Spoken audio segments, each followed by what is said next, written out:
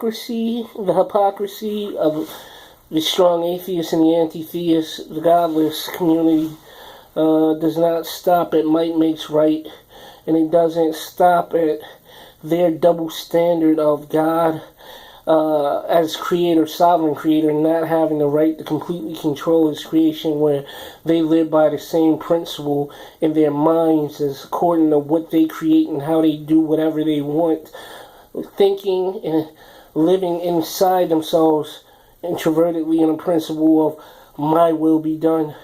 The hypocrisy extends over to what I call the existential sanctity.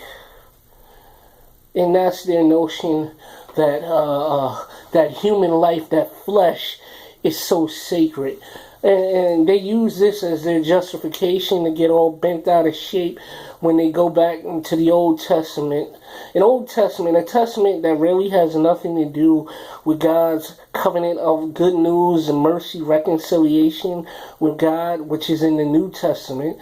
Undeserved and unmerited reconciliation and atonement that God provided so sinners can be made right with him, sinners that had no other recourse of being made right with him.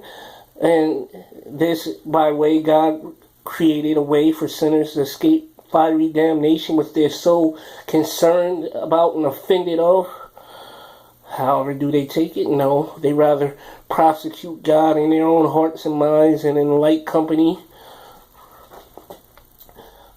But back on point, they get so bent out of shape about God's nationalistic judgments on nations, where God told the Israelites to slaughter men, women, and children, wipe out whole races of people because of their abominations against God. And so, when you boil all that down and get through all the specifics and the names, and not names, but the specific people and situation of the argument, what they're really arguing is that human life is sacred. Human life is special. It should not be destroyed. In a sense, they're sort of right. That makes sense. However, it only makes sense truly in a world where God is the creator of all those human lives, and no one should take those lives apart from the permission of God. Why? Because all those souls, all those lives belong to God, so anyone who would elsewise presume to kill would be stealing, in effect, stealing from God, or presuming to steal from God.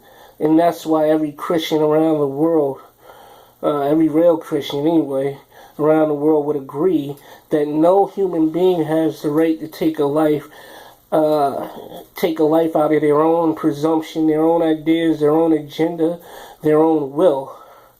But the matter of God, the maker of all those lives, having made them for his purpose and to serve him only, he has the right to order those lives to be taken. But here's the hypocrisy of the issue.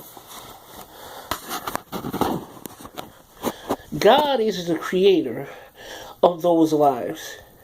God did not need those lives, our lives, any of us, to come into existence. He willed it to be so. He chose it to be so. And he, again, put man here, male and female, to carry out his purpose on the earth, to serve him. Now, if you are going to posit, and this is what you guys do, that those lives are sacred, and you say that they're so sacred that even their creator shouldn't take them out of creation, which is an absurdity to itself, then how do you go about daily slandering God? The only way you can make these arguments, or begin to make them, is to bring God down, and to so subject him in your own minds to your humbling and humiliation. Thereby, you are encroaching upon the inherent sacredness of God's existence. So if you devalue God in his existence and his worth, then how can you say that which is a byproduct of God, the creation, which includes us, has any inherent value? That's like me saying to somebody, oh, you can, it's alright if you smash my hand in with a sledgehammer, smash my hand, smash the arm, whatever. Just don't touch the fingers. The fingers are too valuable. They're too special. What?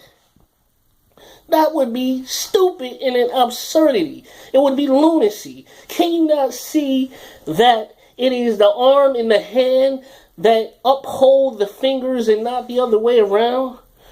If God can be devalued, if God has no inherent value, and that's what you guys are getting at, then his creation certainly doesn't. God's value is the weight of any value that we have. Take heed, hypocrites.